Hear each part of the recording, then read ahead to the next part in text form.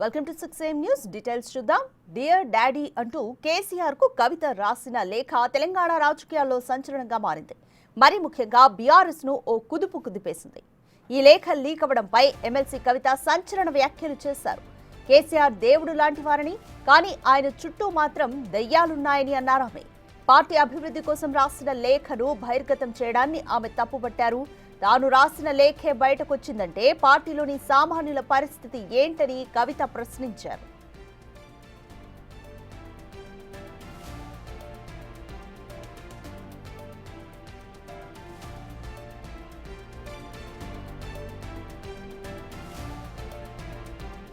కేసీఆర్ గారు దేవుడు, కేసీఆర్ గారు దేవుడు, కానీ కేసీఆర్ గారి చుట్టూ కొన్ని దయ్యాలున్నాయి. వాళ్ళ వల్ల చాలా నష్టం జరుగుతున్నది. పార్టీలో ఉండేటటువంటి నేను కేసీఆర్ గారి కూతుర్ని, అంతరంగికంగా నేను రాసినటువంటి లేఖనే బయటికి వచ్చిందంటే మరి ఇతర సామాన్యుల సంగతి, ఇతరుల పరిస్థితి ఏంటి? 2 వారాల క్రితం రాసిన లేఖ తాను లేని టైంలో బహిర్గతం చేశారని మండిపడ్డారు ఆమె. గతంలో కూడా చాలా లేఖలు రాశానని అన్నారు ఆమె. అప్పుడు లేని లీకులు ఇప్పుడు ఎందుకు జరుగుతున్నాయని కవిత నుంచి ప్రధానంగా వినిపిస్తున్న ప్రశ్న. తనపై కుట్రలు, కుతంత్రాలు జరుగుతున్నాయని రీసెంట్ గా చెప్పానని గుర్తు చేశారు ఆమె. ఇప్పుడు ఈ లెటర్ లీక్ అవ్వడంతో అది నిజమని అందరికీ క్లారిటీ వచ్చిందన్నారు.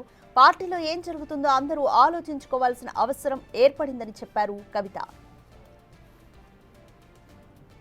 కొద్ది రోజుల్లోనే మరి నేను అంతర్గతంగా కేసీఆర్ గారికి రాసినటువంటి ఉత్తరం బహిర్గతం కావడం అన్నది, ఇది మరి ఏం జరుగుతుందో అన్నది పార్టీలో ఉన్నటువంటి మనందరం, తెలంగాణ ప్రజలందరూ కూడా ఆలోచించుకోవాల్సినటువంటి విషయం.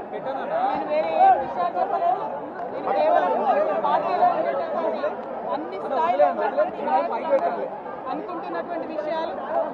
దాదాపు సగం తెలంగాణ నేను ఈ సందర్భంగా ఈ మధ్యలో చేసినటువంటి సందర్భంలో తెలంగాణ ప్రజలు అనుకుంటున్నటువంటి విషయాలు మాత్రమే నేను పెద్ద ఎత్తున చెప్పడం జరిగింది తప్పితే నా పర్సనల్ ఎజెండా ఏమీ లేదు.